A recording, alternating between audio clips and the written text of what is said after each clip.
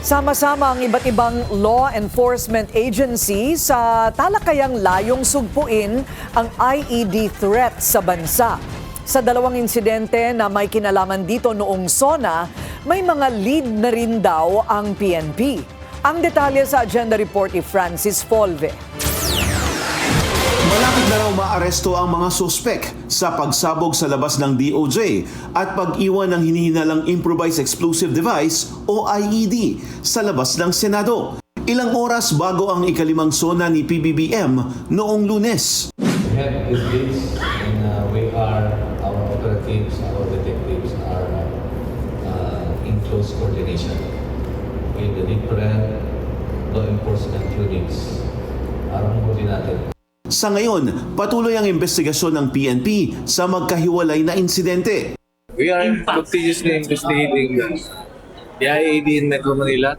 If it has something to do with the cases in Mindanao, and or if it's fits with the passion and or signature made by a group from the southern part of the Kasama ng PNP ang AFP, BFP at Coast Guard sa IED Threat and Security Symposium sa Boracay na inorganisa ng ASEAN International Command, Australia Federal Police at FBI. Para kay PNP Chief Jose Melencio Nartates Jr., mahalaga at timely ang pagsasanay dahil sa patuloy na pagbabago ng estilo ng banta, hindi lang sa bansa, kundi sa buong mundo. Sang-ayon dito ang Police Regional Office 6. Hindi kakayanin ng Philippine National Police mag-isa yung ganitong pagsuport ng mga threat.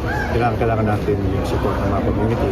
Kaya yung mga ganitong training, sinasabi nga, dapat i-follow up pa after a quarter. Sa Boracay, kailangan talaga natin yan. Dahil, lalo na ito yung natin palagi is prevention. No? So proactive palagi. At kung hindi tayo prepared, mahirap na.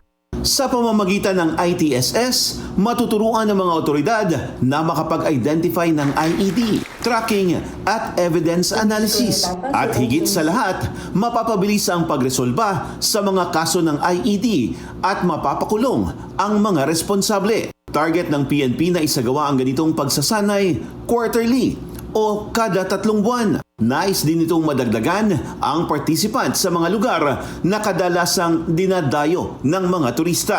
Bukod sa pagsugpo sa IED threats, layon din na mas mapalakas ang regional ties ng law enforcement at security groups kontra sa transnational crimes. Para sa agenda, Francis Polve, Billionario News Channel.